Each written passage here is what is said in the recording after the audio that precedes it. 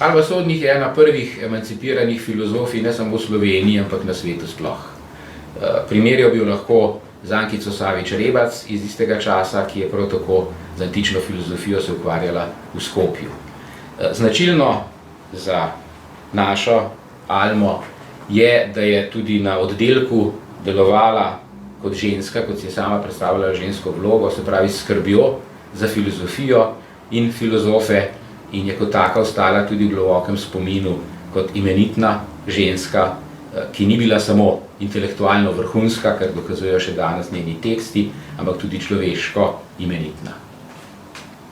Alma Sodnik je leta 1924 napisala eno knjigo Smernice za vzgojo deklet, kjer se je zavzela za poklicno enakopravnost žensk. Ja, jaz sem ta tekst bral leta 1971, sred študentskega gibanja, in sem ga opremil povsod po robu, takrat z zelo kritičnimi pripombami. Njeno izhodišče je esencialistično, to je bistvo. Skratka, obstaja žensko bistvo, kar je seveda v nasprotju s takratnim v 70-ih letih feminizmom, zelo izrazitem nasprotju, ni pa čudno, da je knjiga nastala pač v 30-ih letih. Iz tega esencializma pa izhaja seveda tudi pretežno poudarjanje ženske, ne samo kot drugačne po svoji esenci, ampak tudi kot tiste, ki je namenjena materinstvu in če že ne materinstvu, pa skrbi za vse ostale, moške, otroke in tako naprej. Ta relativno konzervativen pristop pa ima na drugi strani dovolj jasno izražene zahteve po tem, kje je treba ženskam odpreti prostore v družbi, praktično povsod, vendar na način, ki pritiče ženski. In to se mi je zdel nek tak, bi rekel, damski pristop k emancipaciji. Ampak to je bilo leta 1971 in ker sem hkrati s tem redno prebiral Tribuno, tako kot je izhajala kot glasilo revolucije, sem opazil, da je Tribuna strašno mačistična. In da projekt, ki ga tu zastopa Alma Sodnik, pravzaprav sploh še ni izpeljan.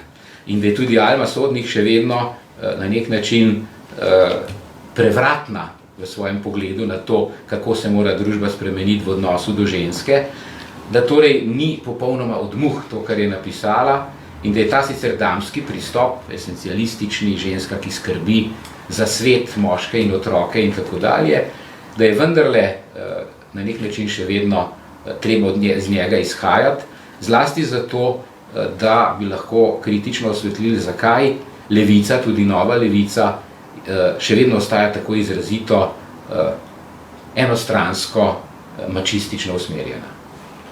Sodnik Zupanec, redna profesorica za zgodovino filozofije, je delovala na oddelku za filozofijo, redno od leta 1945 do 1959, 14 let, prej pa vse kot volonter. Njeno delo bi strnil v 3 točkah. Najprej aktualno. To so njene smernice za vzgojo deklet, ker pravi, da ne more več veljati Schleiermacherov izrek, ženske imajo lahko veselje do izobrazbe in vrline, to da naj posnemajo može v tem. In je potem svoje stališče do neke samostojne pozicije ženske razvijala. To je bilo zgoden spis leta 1924. Njeno filozofsko delo se je osredotočilo na 4 teme filozofije. Eno je vprašanje biti kot, rekel, subjekta, drugo je vprašanje biti kot bioeksistence, esence, tretje je vprašanje narave in duha in četrto je vprašanje logike. In o tem je pisala največ v knjigi o Descartesu, predavanja o Kantu, kar je največ delala, so ostala neobjavljena in tudi v arhivu tega ni. V vseh teh področjih je imela pristop, ki je bil pedagoško izredno, rekel, sugestiven in zato je imela veliko odmev pri slušateljih, žal pa ni dosegla, rekel, priznanja pred letom 1945. Razlogi so bili različni, za njeno promocijo sta poskrbela Boris Furlan in Mihajlo Rostohar. Tudi to pove nekaj o njeni poziciji. Mislim, da je ta stoletnica res nekaj, kar omogoča, da se nekoliko slabo poznano delo v izbranih spisih, to ni vidno, da se ponovno, rekel, predstavi javnosti. Nahajamo se v hiši, kjer je živela Alma Sodnik na Križevniški ulici.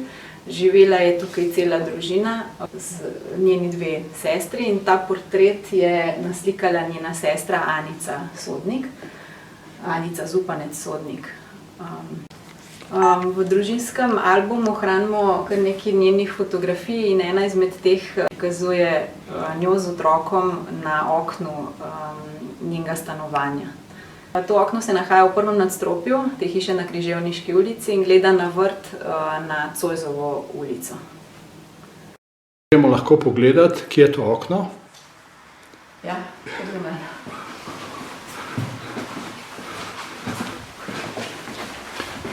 Kje smo zdaj to?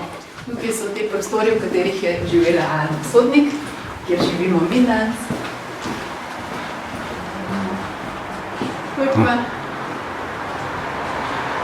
Tukaj pa to okno. Kjer je fotografirana? Kjer je fotografirana Alma s svojim sinčkom. Zdaj se pa nahajamo na vrtu pred hišo na Križevniški ulici, v kateri je živela Alma Sodnik. Tukaj v prvem nadstropju.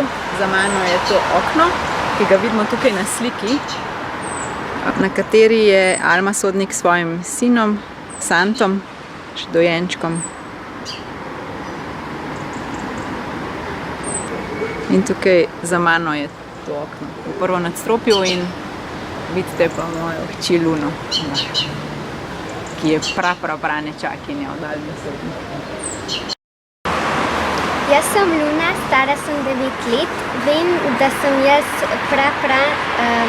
nečakinja od Alme in da je bila ona filozofinja.